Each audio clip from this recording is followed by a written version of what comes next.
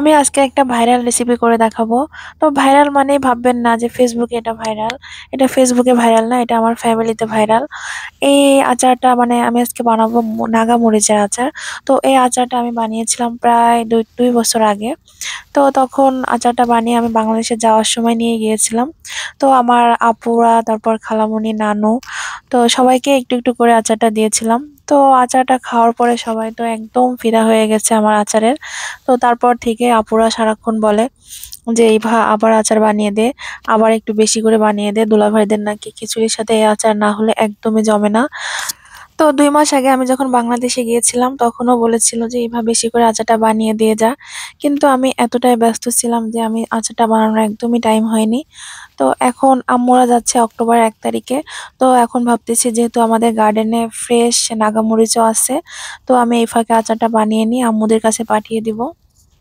তো এজন্য আমি চলে আসলাম গার্ডেনে। আর গার্ডেন থেকে দেখেন কিরকম টাটকা লাল লাল মরিচগুলা তুলে নিচ্ছি আমি।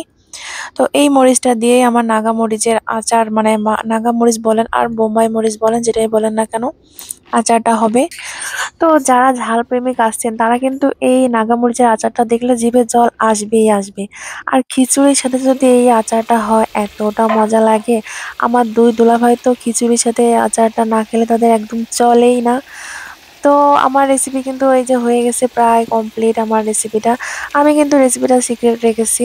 এরকম একটা ভাইরাল রেসিপি সবার এতটা পছন্দের, আর এতটা মানে কি বলবো, আচারটা সবাই এত পছন্দ করেছে। তো আমি এত সহজে এই রেসিপিটা দিয়ে দিতে পারি কি করে বলেন? সবাই একটু আমাকে রিকোয়েস্ট করবেই, "ভা একটু রেসিপিটা দে, ভা একটু রেসিপিটা দে।" তারপর না হয় আমি রেসিপিটা দিব, তাই না? এতটাও সহজ না। আমি এত কষ্ট করে তোমাদের জন্য বানাচ্ছি আর তোমরা সহজেই রেসিপি পেয়ে যাবা, তাই না? তো যাদের কাছে আমার রেসিপিটা ভালো লাগছে সবাই কমেন্টসে জানাও রেসিপি চাও কিনা। যদি তোমাদের আগ্রহ থাকে তাহলে আমি রেসিপিটা দিব।